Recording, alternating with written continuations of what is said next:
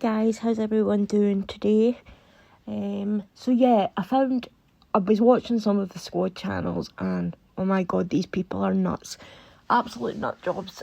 They need to be locked up in an insane asylum. So I'm going to show you some clips from this nut job and share my reaction with you, and I also want to hear your reactions in the comments. So let's get started. That Prince William and Kate Middleton attended the unveiling of their official portrait members of the squad. And I would describe this as just attention seeking. And the fact that these people have attempted to airbrush Prince William. I just gotta say this. I mean, members of the royal family are supposed to be doing every single thing in their power to work and serve the public, not to serve themselves.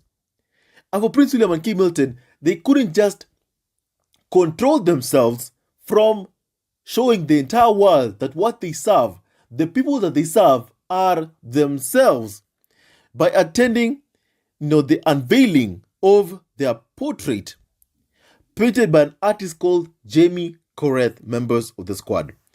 And apparently, their portrait will be in a museum. They're so full of themselves. They're so full of themselves. I mean, come on. This is the highest definition of attention seeking that I've ever seen in my entire life, members of the squad. So in Scotland, we refer to idiots as numpties. So I'm going to lovingly call this idiot Humpty Numpty from now on, because his arguments just get you more ridiculous as they go. Okay, Humpty, we're talking about a painting. You're saying it's airbrushed. It's a fucking painting. How can a painting be airbrushed? Oh my god, you loon. And the fact that it's hanging in a museum, you're calling them attention seeking for that. You do know, Humpty, that this was a gift to Prince William from the Queen for his 40th birthday. You do know it can't be airbrushed because it's a painting. You do know that all other members of the family, including your Faith, the Harkles, have had portraits done as well. That will enter the history books, that will go into galleries, etc, etc. The painting is going to be hanging in a museum in Cambridge. Last I checked, William and Catherine were the Duke and Duchess of Cambridge. To say that they're full of themselves for gifting a gift that was bestowed on William by his grandmother to a museum doesn't really seem like something someone attention-seeking and full of themselves would do. Are you just jealous because other museums don't want to hang pictures of the Wicked Witch of Montecito? No, the royal family is an institution that upholds white supremacy. And they actually posted this article saying this: the Duchess of Cambridge revisits her favorite white power suit. Think about that for a second. I want to repeat this. The Duchess of Cambridge revisits her favorite white power suit. Okay, Humpty, I thought about it for a second. She's wearing a white power suit. Really? Is that where you're really going? Fucking racism again? The suit happens to be white. White. Does that mean to say, I suspect if she wore a black suit, you would be criticising her for being racist? Oh, she's wearing a black suit. There must be more to it than that. You people are fucking deranged. Absolutely deranged. And needless to show up a photograph. Meghan wears suits. There's been hundreds of women, white, black, doesn't matter, brown, that have wore different coloured suits. Just because it's bloody white doesn't mean to say that she is throwing around her strength of white power and she's a fucking racist. So Samantha tried to get an Obama-appointed federal judge thrown off her defamation lawsuit against the royal because of the former president's relationship with Meghan and Prince Harry. Now, Samantha claimed Judge Charlene Honeywell's a black judge. I repeat, a black judge who's also a woman. She said this, and I quote, "Impartiality will be questioned because she was appointed by former President Barack Obama, according to court documents." Now, the Obama family, Prince Harry and Meghan, are allies and strong supporters of one another, the motion says. But Honeywell shot down any accusations that she had any relationship with the former president that would inhibit her ability to rule fairly. President Obama appointed the undersigned nearly 13 years ago. The judge wrote in the decision, referring to herself, but the undersigned has never had any relationship, social or professional, with the Obamas. The undersigned has never spoken with the former president or the former first lady. Jamie Allen Sasson, the lead attorney representing Samantha with the Ticting Law Group, said this, that he respects the judge's decision and believes that she will rule fairly. "We trust the judge will be fair and impartial to our client. However, we did feel it was necessary, being an Obama appointee and how close Meghan and Harry are to the Obama family." Sasson said that they wanted that judge to be thrown off the case. Okay, Humpty, I'm going to summarise why maybe Samantha had a problem with this. Samantha obviously knows that this judge has an affiliation with Barack Obama. And Samantha knows that her sister has an affiliation with the Obamas. Therefore, she saw a conflict of interest. Are you following, Humpty, or are my words a bit too much for you to understand? The fact that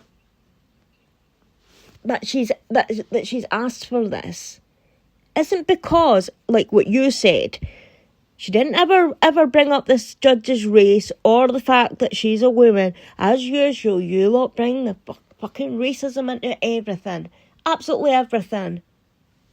Samantha Markle's attorney is also representing Donald Trump in his lawsuit against Hillary Clinton. In that case, he tried to get the judge recused because he was appointed by Bill Clinton. The fact that Samantha and Donald Trump have the same lawyer has nothing to do with anything. Absolutely nothing. But going by your argument there, Donald Trump, his lawyer, didn't want a case in front of a judge that was appointed by Bill Clinton. Trump's case is against Bill Clinton's wife, Hillary. You seem to talk about the Clintons as if they're amazing. Do you even realise that the Clintons are one of the most fucking evil families out there? I've said in the past, they're not called the Clinton crime family for nothing. Anyone that ever goes up as a witness against them ends up dead. I can name a few of the strange deaths that have been called suicide. One was two kids on a train track, shot in the head, and the train went over them. Ruled a suicide. Kind of weird. The other was a guy who shot himself in the back of the head and then managed to climb into a suitcase and fucking zip it up. He must be bloody Houdini to do that, because that's a first for me. I've never heard anything like that. Ever. So yeah, I wouldn't be out there touting the Clintons, because it shows if they're the kind of characters that you look up to, like the Harkles, it shows how fucked up in the head they really are. I think that something is so fishy right now in this case. Something is hugely fishy in this case. And right now, I sincerely just hope that Meghan wins this case, because I don't understand. I don't understand where Samantha got the money to pay for a lawyer also representing Donald Trump in court. I don't understand where she got that kind of money.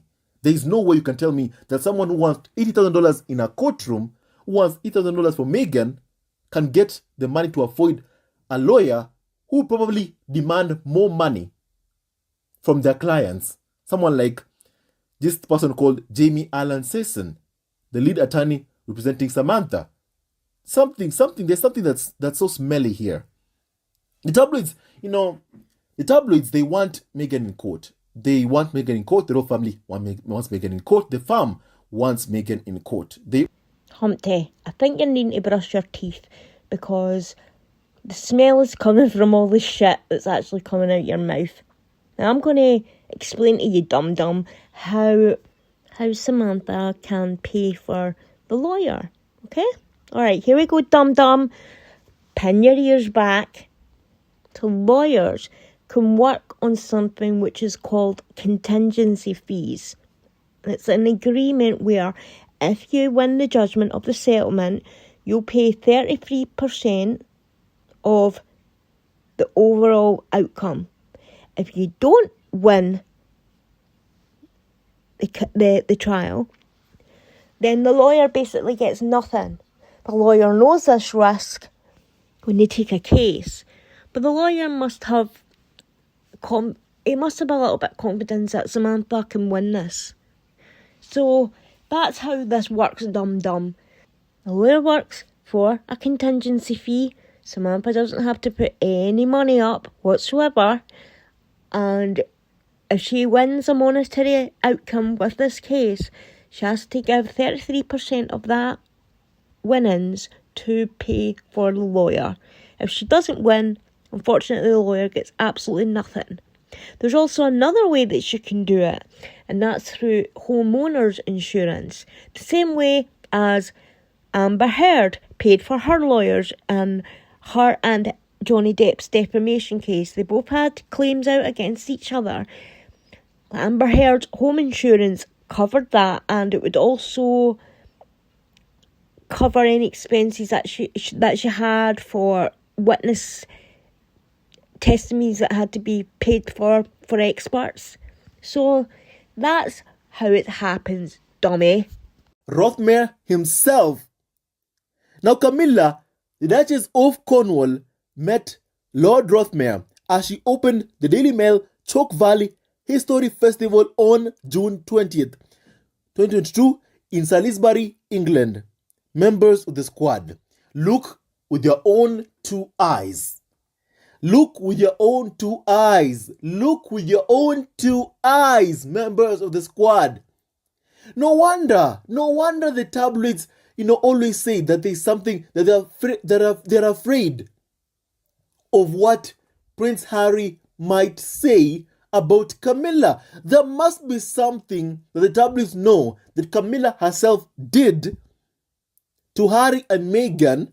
The tabloids are so afraid of Prince Harry's memoir revealing something about Camilla. What did Camilla do? What did Camilla do? Oh, Humpty, I'm looking with my own two eyes. I'm looking with my own two eyes. I'm looking with my own two eyes. So let me explain to you what they're talking about. What this numpty is talking about is the fact that Camilla went to an opening of the Chalk Valley History Festival. Okay? This is a large festival that deals with the history of Britain. It's been going on for years and years and years. And the royal family are also patrons of this organisation. It's a brilliant organisation. And they're saying that Camilla only went because it's the newspapers and them backing up with the claims that Meghan made regarding the palace throwing parties for the press. This isn't a party for the press, you dummy. This is a festival that Camilla went to the opening of, that tons of Brits go to. I'll flash up some images on the screen to let you see the kind of stuff that you can go there and learn. And and things that they teach you. It's amazing historical event to go to if you want to learn things about British history, if you want to learn things about how our technology has came forward through the years, all of that. And he also did something that I don't think I've included in this clip. He said that the only decent people basically from the royal family were the Queen and the Spencer family. Well, dum-dum. Do you know that the Spencer family are sponsors for this festival? Do ya? Maybe if you'd done a little bit of research, you'd know that. You know, Humpty also drones on and on and on about... This is what he basically says, that Samantha's trial is being funded by the royal family. That they tried to get her during the UK case, and because they couldn't, they're now funding this case against Samantha.